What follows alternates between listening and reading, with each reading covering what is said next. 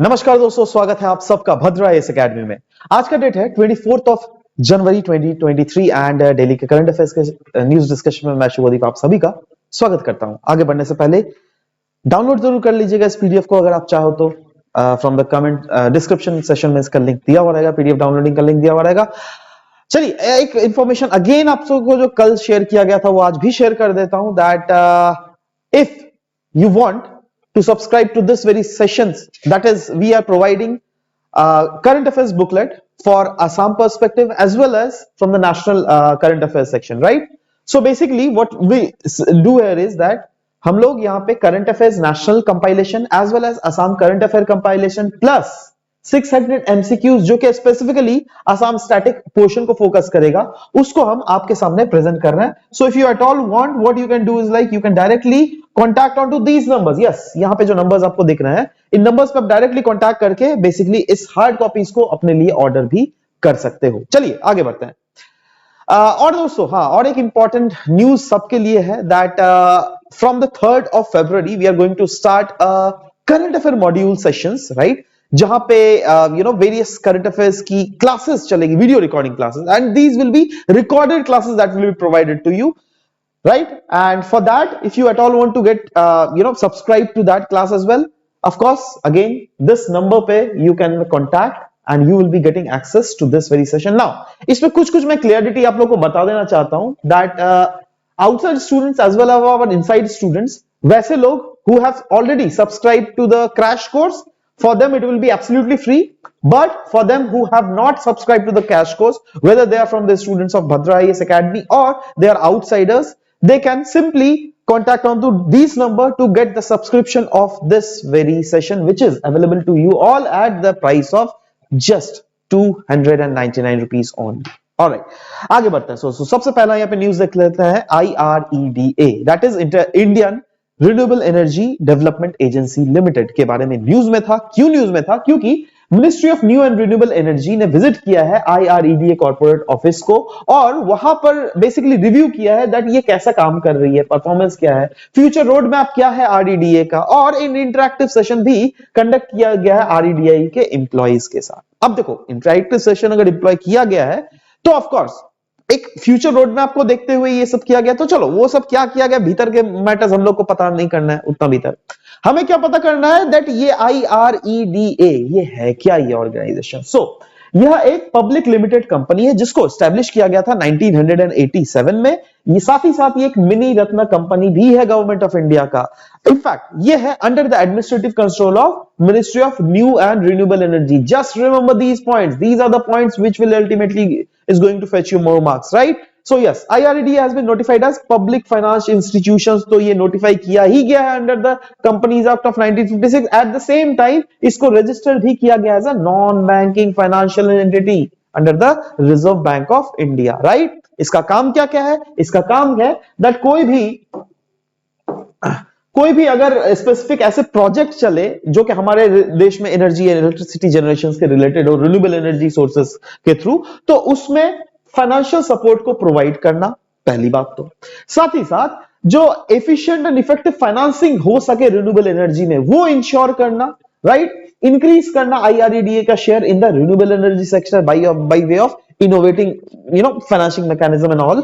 साथ ही साथ इंप्रूव करना एफिशिएंसी ऑफ सर्विसेज जो कि प्रोवाइड की जाती है to the customers through continual improvement of the system, process and resources, specifically again in renewable sector. क्योंकि नाम ही देखो क्या है, Indian renewable energy development agency limited. नाम में ही जब रिन्यूएबल है तो समझ जाइए रिन्यूएबल एनर्जी सेक्टर से ही रिलेटेड है ये, ठीक है?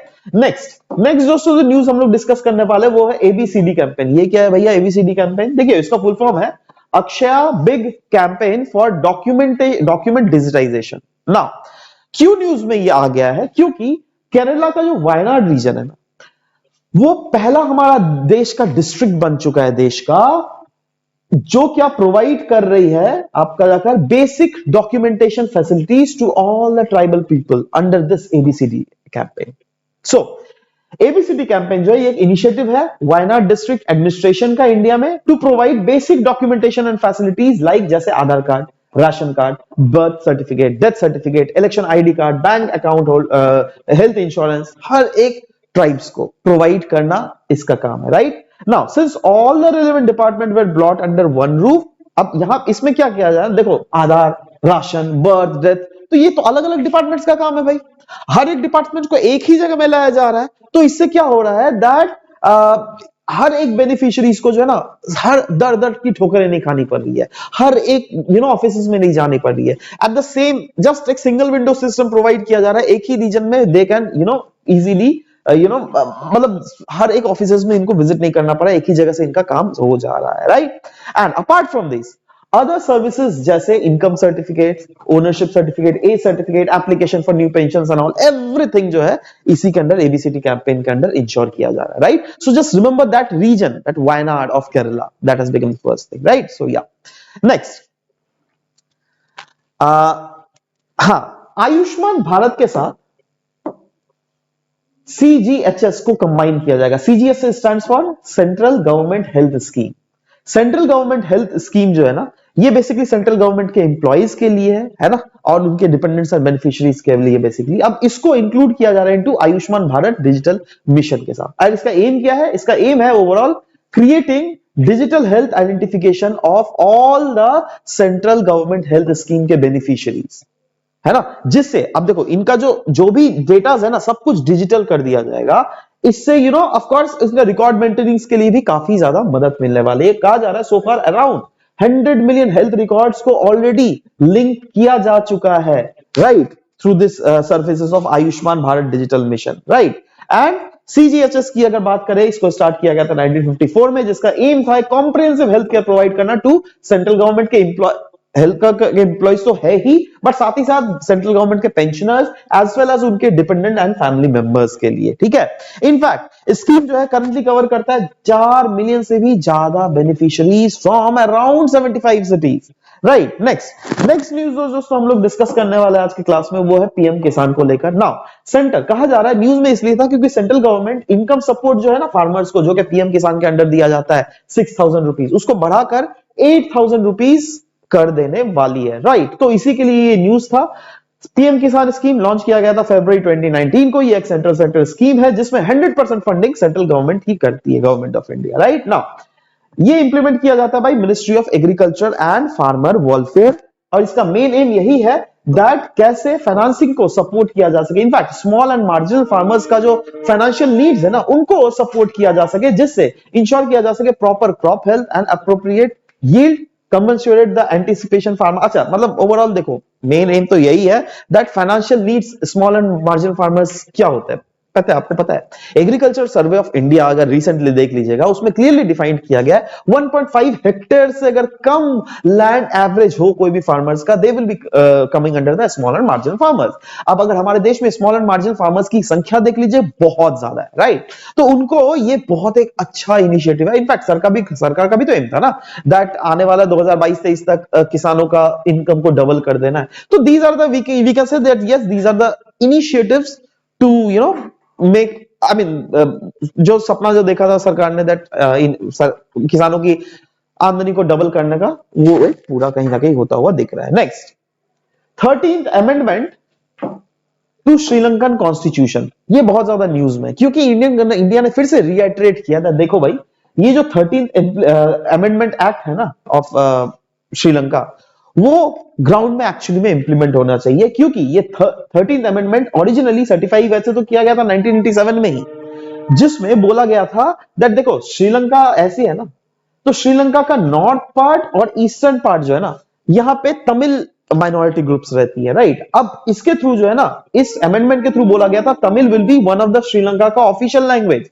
एंड दैट प्रोविंशियल काउंसिल्स बनाए जाएंगे, जिसके थ्रू तमिल को एक अथॉरिटी मिल जाएगी। बट बाद में आपको पता है दैट तमिल इलम का वॉर हुआ था वहां पर, ठीक है, वो एक्चुअली बहुत ज्यादा प्रॉब्लमेटिक सिचुएशंस क्रिएट हो गई थी, वहां के लोकल लोगों और वहां के तमिल लोगों के बीच में थोड़ा झगड़ा वगैरह चल रहा था। तो anyways you should just know about it that yes हमारे देश के सामने वाले में क्या चल रही है, और बाई चांस कल को अगर पूछ लिया ही गया दैट बताओ भाई श्रीलंका में 13th अमेंडमेंट एक्ट जो है ये है किसके रिलेटेड, बहुत ज्यादा न्यूज में था, राइट। तो you should know that okay Tamilians के कंसर्न्स के रिलेटेड ही यह न्यूज में था, ऐसा नहीं दैट वहां पर जो इमरजेंसी चल रही है उसके रिलेटेड नहीं है कुछ, या फिर मछुआरों का इश्यूज के रिलेटेड ये नहीं है, बल्कि किसके रिलेटेड है, you should know about it, right.